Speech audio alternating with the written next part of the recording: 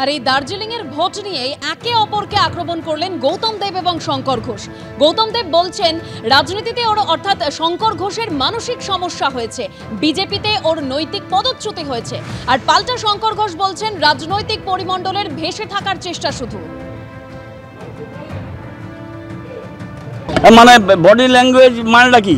এখানে দাঁড়িয়ে কি ডিস্কো ডান্স করবো? This is a policy. Shankar পড়াশোনা করেছে, শিক্ষক।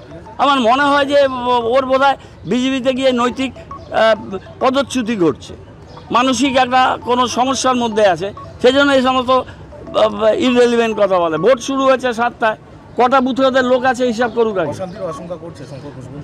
শঙ্কর ঘোষ কী বলছে আমি জানি না, তবে ডাবগ্রাম ফুলবাড়িতে বিধায়িকা যা করেছে তার পুনরাবৃত্তি যদি হয়, ইলেকশন কমিশন আছে, আমাদের কর্মীরা সজাগ আছে, আমরা রেস্টেন্ট থাকবো। কিন্তু ডাবগ্রাম ফুলবাড়িতে আমি রাস্তায় ছিলাম না, শিলিগুড়িতে গৌতম দেবও রাস্তায় থাকে। বিধানসভা নির্বাচনের পরিপ্রেক্ষিতে নিজের বিধানসভা কেন্দ্রে উনি এমন একজন প্রার্থী ছিলেন যিনি পরাজিত হয়েছিলেন। প্রশ্নটা রাজনীতি বোঝা বা অবোঝার নয়, প্রশ্নটা হচ্ছে যে আজকের দিনে দাঁড়িয়ে তৃণমূল কংগ্রেসের সরকারের বিভিন্ন মন্ত্রীরা তারা জেলে গড়াগড়ি খাচ্ছে, মুখ্যমন্ত্রী তার বাক সংযম হারিয়ে ফেলেছেন। ফলে এইসব ঢাকা দেওয়ার জন্যই এই ধরনের বিভিন্ন বিবৃতি দেওয়া, আসলে মনের ভেতর থেকে এই বিবৃতি উনি দেন না, শুধুমাত্র রাজনৈতিক পরিমণ্ডলে যাতে ভেসে থাকা যায় তার জন্যই উনি এই কথা। পরিপক্ক হতে গেলে কি ওনার সমবয়স হলে পরিপক্কতা আসবে? আর ভোটের দিন এবিপি আনন্দের ক্যামেরায় একই ফ্রেমে গুরু শিষ্য।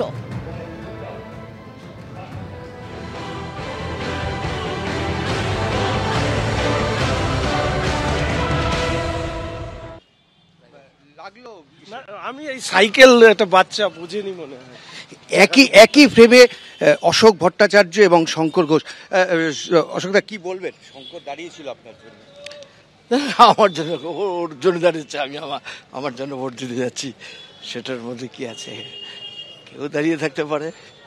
গুরু শিষ্য না না, সেটা ব্যাপার কোনো ব্যাপার নেই, এসব নেই, এসব আগে ছিল, এখন না, এখন আর এসব কোনো ব্যাপার না, না কোনো প্রশ্নই নেই।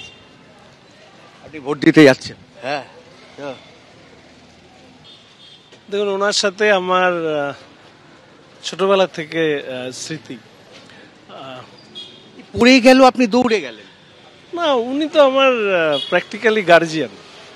এখনো আমি ওনাকে সম্মান শ্রদ্ধা যতটা আছে, আগেও যতটা ছিল এখনো আছে, আমি ওনাকে ভালোবাসি। এটা হচ্ছে সব থেকে বড় বিষয়।